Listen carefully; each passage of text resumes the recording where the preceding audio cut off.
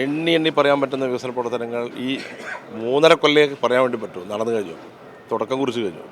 വെല്ലുവിളിക്കുന്നു U D എഫിനെ. എന്താ നടന്നത്, നടക്കാത്തതെന്ന് പറയാൻ 100% പരസ്യമായ ചർച്ചയ്ക്ക് ആരുമായും തയ്യാറാണ് LDF. കോഴിക്കോട് കോർപ്പറേഷൻ സംബന്ധിച്ച് ഇനി ഇപ്പോൾ പൂർത്തിയാകാത്ത ചില വികസന പദ്ധതികൾ എന്ന് പറയുന്നു. ഈ UDF ഉയർത്തി കാണിക്കുന്ന അതാണ്.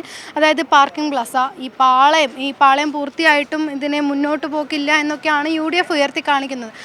അതൊക്കെ ഇനി തെരഞ്ഞെടുപ്പിൽ ചർച്ചയാകുമോ, എന്താണ് കരുതുന്നത്? കോഴിക്കോട്ടെ വികസനത്തെക്കുറിച്ച് പറയാൻ UDFന് അർഹതയും അവകാശമുണ്ടോ എന്നുള്ളത് ആദ്യത്തെ ചോദ്യമാണ്.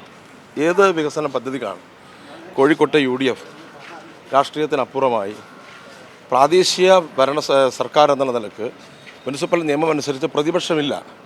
ശരി, UDF പ്രതിപക്ഷമെന്ന് അംഗീകരിച്ചാൽ തന്നെയും 5 വർഷക്കാലം ഏത് വികസന പ്രവർത്തനത്തിലാണ് UDF ജനങ്ങളോടൊപ്പം LDFനോടൊപ്പം പോട്ടെ നിന്നത്? ഏത് പരിപാടി മാറി നിൽക്കാത്തത്, ബഹിഷ്കരിക്കാത്തത്? അപ്പോൾ UDFൻ്റെ വികസനത്തോടുള്ള പൊതു കാഴ്ചപ്പാടാണ്. നഗര വികസനത്തിൻ്റെ അടിസ്ഥാനപരമായ മാറ്റത്തിൻ്റെ ഒഴിച്ചുകൂടാനാകാത്തതാണ് ഒരു ജനസാന്ദ്രത കൂടിയ നഗരത്തിൽ സീവേജ് ട്രീറ്റ്മെൻറ്റ് പ്ലാന്റ്. എന്തായിരിക്കും ഈ തവണത്തെ UDFൻ്റെ പ്രകടന പത്രിക? അങ്ങനെ ഒരു പദ്ധതി കോഴിക്കോട് നഗരത്തിൽ എവിടെയും നടപ്പാക്കില്ല എന്നാണോ? എങ്കിൽ പ്രഖ്യാപിക്കട്ടെ. LDF പറയുന്നത് കൂടുതൽ STPകൾ സ്ഥാപിക്കുമെന്നുള്ളതാണ്. ഇപ്പോൾ ആ വിഷയത്തിൽ മാർക്കറ്റ് വിഷയം പോട്ടെ, ഏത് വിഷയത്തിലാണ് UDFന് കോഴിക്കോട്ട് വികസന കാര്യങ്ങളിൽ ജനപക്ഷ നിലപാടുള്ളത്?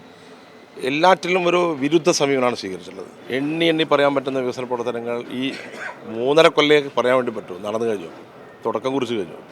വെല്ലുവിളിക്കുന്നു UDFനെ. എന്താ നടന്നത്, നടക്കാത്തതെന്ന് പറയാൻ 100% പരസ്യമായ ചർച്ചയ്ക്ക് ആരുമായും തയ്യാറാണ് LDF കോഴിക്കോട്ടെ.